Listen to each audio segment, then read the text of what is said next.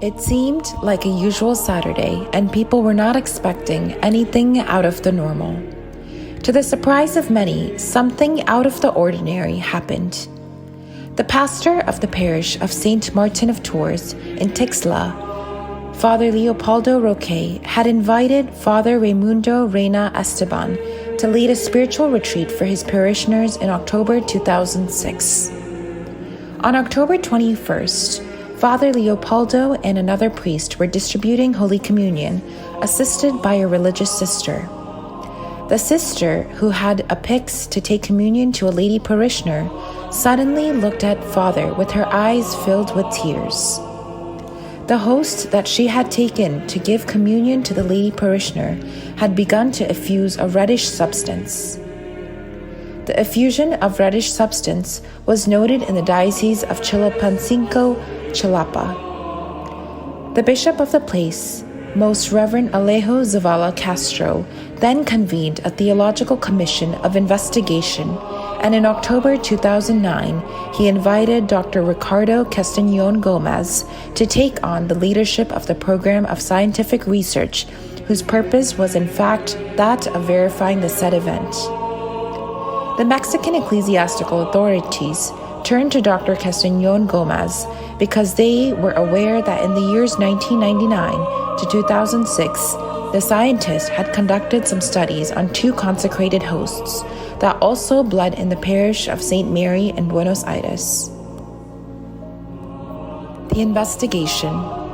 The scientific research conducted between October 2009 and October 2012 came to the following conclusions, presented on May 25, 2013, during an international symposium held by the Diocese of Chilpancingo on the occasion of the Year of Faith, which saw the participation of millions of people coming from 4 continents.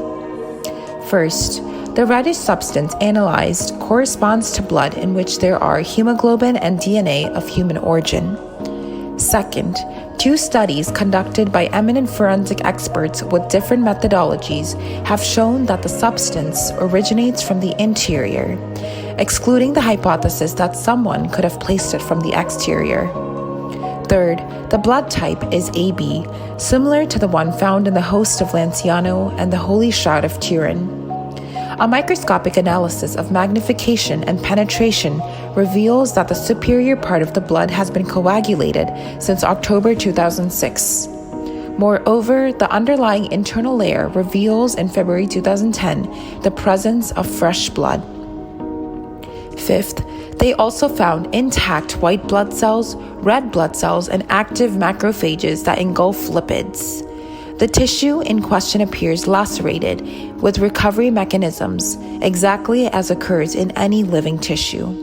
Sixth, a further histopathological analysis determines the presence of protein structures in a state of deterioration, suggesting mesenchymal cells, very specialized cells characterized by an elevated biophysiological dynamism. Seventh, the immunohistochemical studies reveal that the tissue found corresponds to the muscle of the heart, the myocardium.